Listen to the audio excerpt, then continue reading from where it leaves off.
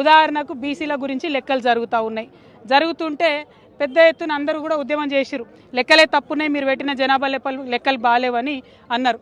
అంటే ఆ మాట పక్కకు పోగొట్టాలి అని చెప్పి ఆయన ఏం చేస్తాడు ముఖ్యమంత్రి గారు అంటే, మోడీ గారు బీసీయా కాదా అనే చర్చ మొదలుపెట్టిండు.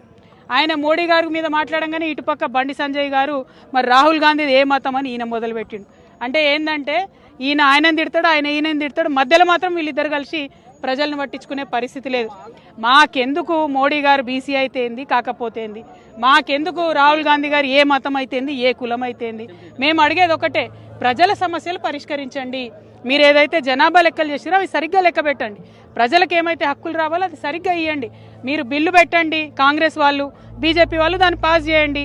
ఇది చేయకుండా ఈ మోడీ గారిది ఈ మతం అని ఒక ఆయన, ఈ కులం అని ఒక ఆయన, రాహుల్ గాంధీ గారిది ఆ కులం అని ఒక ఆయన, మాకెందుకండి?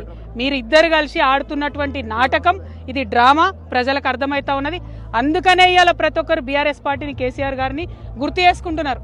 మీరు చిత్తశుద్ధితోని ఏం చెప్తే అది ప్రజలకు ఇవ్వండి, అంతేగాని దాని వెనకాల ఒక కుట్ర పెట్టి దాన్ని రాజకీయంగా వాడుకొని ప్రజలు హక్కులు అడగంగానే అటు నుంచి బీజేపీ వాళ్ళు వచ్చి మాట్లాడాలి, మళ్ళీ వాళ్ళని తిట్టుకుంటే ఇటు నుంచి కాంగ్రెస్ వాళ్ళు మాట్లాడాలి.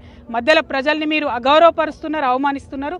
కానీ మా తెలంగాణ బిడ్డలు చైతన్యవంతులు, రాజకీయంగా అన్ని చూసినాం, కుట్రలు తెలంగాణ ఉద్యమ టైంలో చూసినాం, ఎవరేం చేస్తారు ఎవరేం మాట్లాడతారని. మీ కుట్రలు నడవవు, మీ డ్రామాలు నడవవు. ఖచ్చితంగా జనగణన మంచిగా చేయండి. ఇవాళ రెండో రోజు జనగణన స్టార్ట్ అయ్యి ఒక్క అడ్వర్టైజ్మెంట్ లేదు, ఎక్కడ ఊసు లేదు, దాన్ని పరిపూర్ణంగా నిర్వహించండి, ప్రజలకు న్యాయం చేయాలి, బీసీ బిడ్డలను మోసం చేయొద్దని చెప్పి ముఖ్యమంత్రి గారిని, భారతీయ జనతా పార్టీని ఇద్దరిని కూడా మేము హెచ్చరిక చేస్తా ఉన్నాం. Thank you.